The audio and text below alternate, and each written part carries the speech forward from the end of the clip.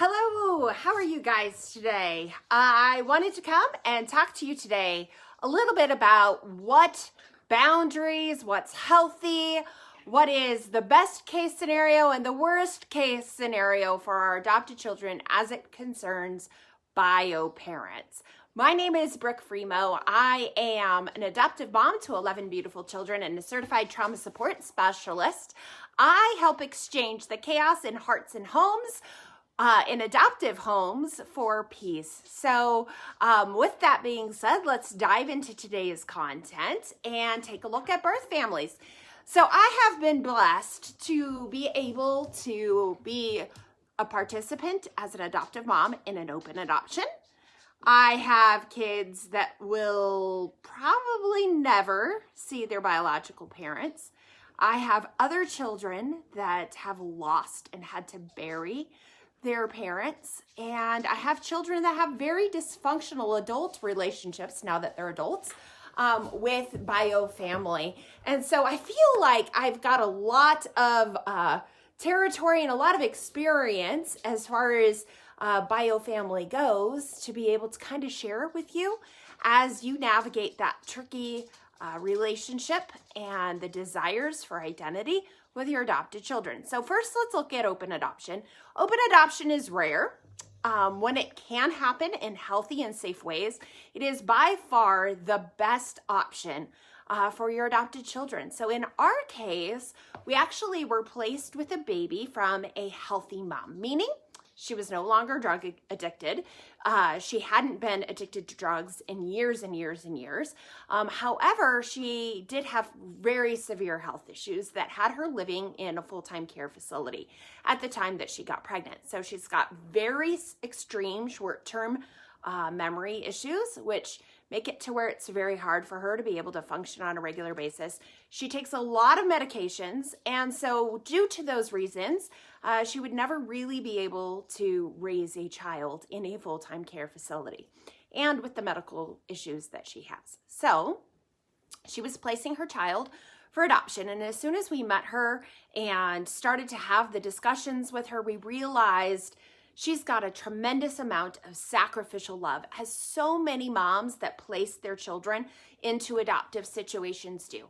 They love their child more than they love their comfort, and they know that the best thing for their child is not necessarily to stay within their home environment. So with that being said, she decided to place her son into our loving arms and into our family. Because she was healthy, because, meaning healthy, I mean for my child, right? Like she wasn't going to bring toxicity or dysfunction into our home. We extended an invitation for her to be a part of our son's life. And in doing so, we asked that she would adopt our family the same as we had adopted her son. It's been a beautiful story. Her parents, so my son's grandparents, have been grandparents to all 11 of my children.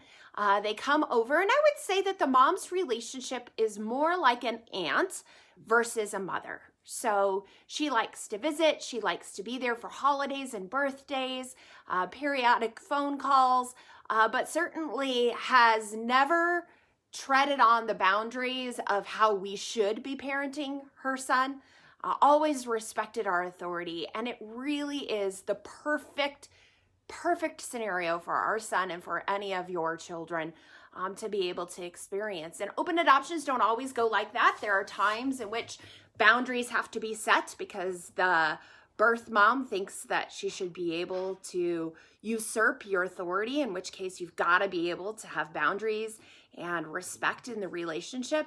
But we've been very, very blessed because our son, he gets a piece of his birth mom's love and a piece of our adoptive parents' love. And really, what person can have too much love in their life, right? So that is the best case scenario.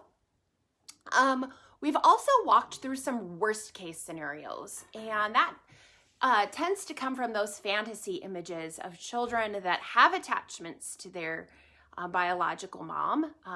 Mom attachment is always, that's the one that's in utero. That's the one that's definitely the hardest to break. Oftentimes dads aren't really in the picture in biological family situations when there's adoption, right? So in this case, I have children that were with their biological mom off and on before being removed.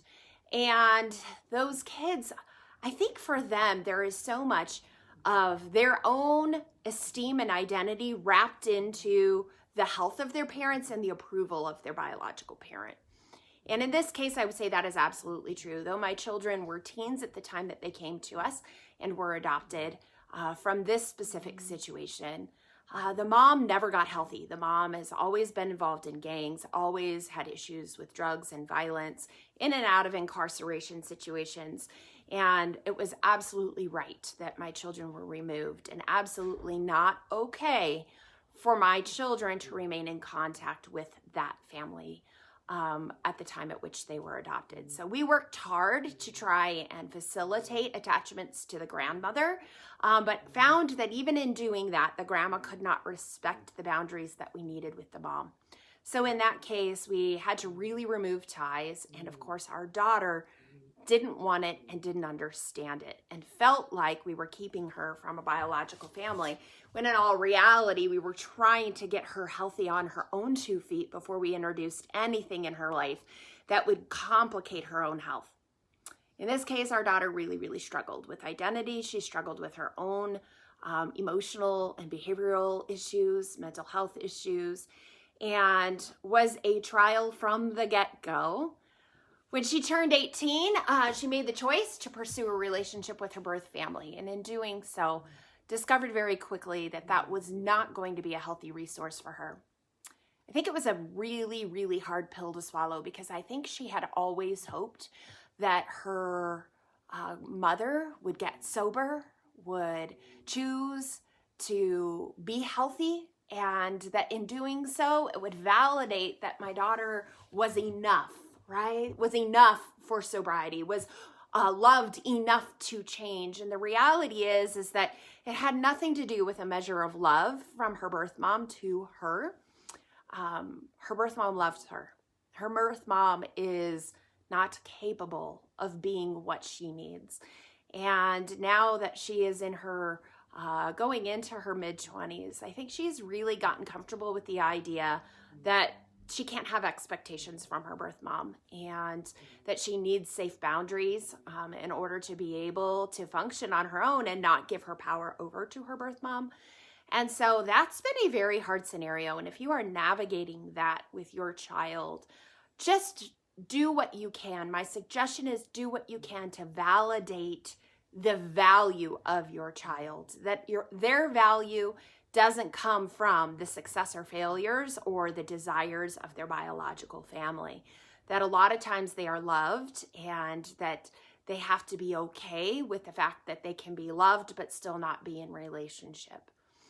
On the other end, I lost my mom at about 57 years old.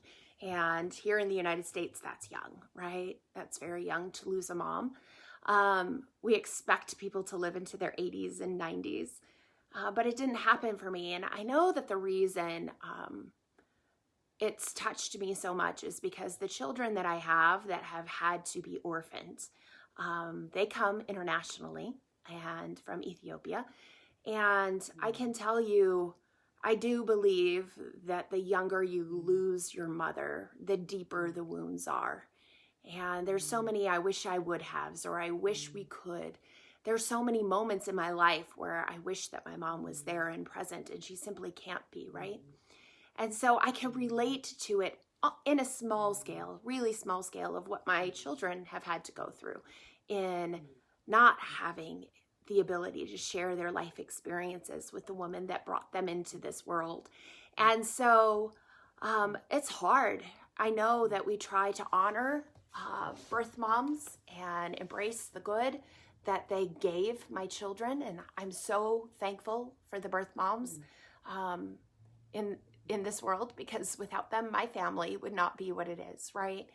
And yet the grief is truly indescribable that my children have to carry, that have had to bury their parents. And so that's a difficult situation too, right? So it doesn't matter which end of the spectrum you're on. I think the most important things to consider when you look at birth family is this healthy for your child? How can I best help my child to be whole, regardless of whether or not their biological family is whole? How can I validate the value and importance and significance of this child when their life experience that led them to adoption perhaps doesn't validate their specialness, their uniqueness, the worth that they carry into this world? And so us as adoptive parents, we have to go over and above to show them that they are worthy, right? And to help them understand who they are.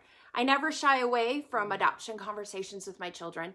I feel like if they have questions, they deserve answers. And I think that's important. I think it's important that we share truth with our children and that we do it in ways that honor and respect their birth family and never demean their birth family.